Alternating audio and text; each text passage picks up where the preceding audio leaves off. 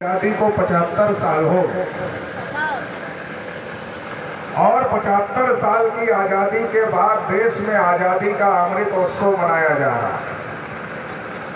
सरकार के द्वारा यह कहा जा रहा है कि देश में अमृतकाल चल रहा है।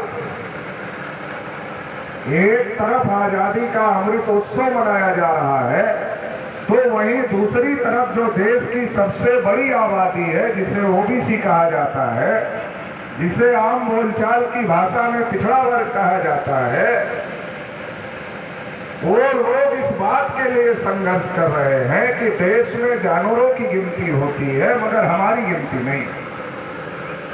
एक तरफ आजादी का अमृतोत्सव और दूसरी तरफ देश में सबसे बड़ी आबादी को इस बात के लिए यात्राएं चलानी पड़ रही है, धरना करना पड़ रहा है, प्रदर्शन करना पड़ रहा है, रैली निकालना पड़ रहा है, भारत बंद का आह्वान करना पड़ रहा है कि देश में जानवरों की गिनती होती है मगर हमारी गिनती नहीं।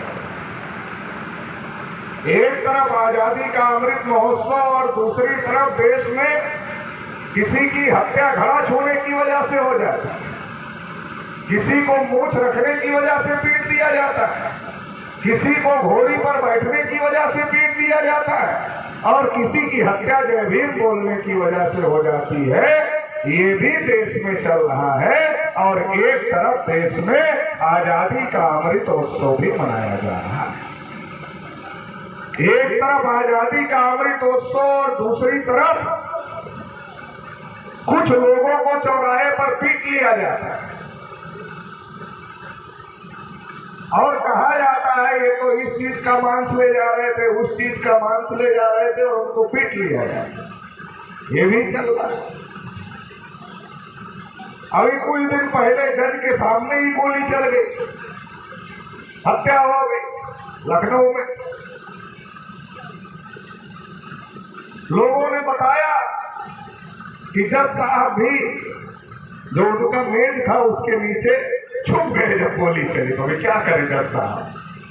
जज साहब तो न्याय देने के लिए बैठे हैं, लेकिन देश में बहुत सारे लोग जो देश और प्रदेश की सरकार चला रहे हैं वो इस बात पर ताली बजाने के नाम पर लगे हुए हैं कि अब जज साहब की क्या जरूरत है, हम ही फैसला कर लें। और हमारे भी बहुत सारे लोग ताली में ताली बजाने का काम कर रहे हैं। देश में हमारे पूर्वजों ने लड़ाई लड़ी जिसकी वजह से संवैधानिक व्यवस्था आई और इस संवैधानिक व्यवस्था की वजह से देश में एक सिस्टम कायम हुआ कि कोई अपराध करेगा तो क्या होगा, केस चलेगी, सजा हो। लेकिन किस बात पर ताली बजवाएगा? पुलिस किसी को भी ठोक देती और लोगों से ताली बजवाई जाती। ओबीसी के लोगों को भी कम नहीं, फर्जी एनकाउंटर का शिकार बनाएंगे।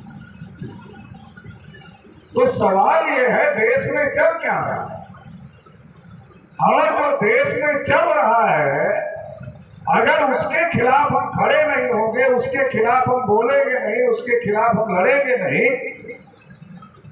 तो कल किसी के और के साथ हो रहा है, कल आपके साथ भी हो सकता है।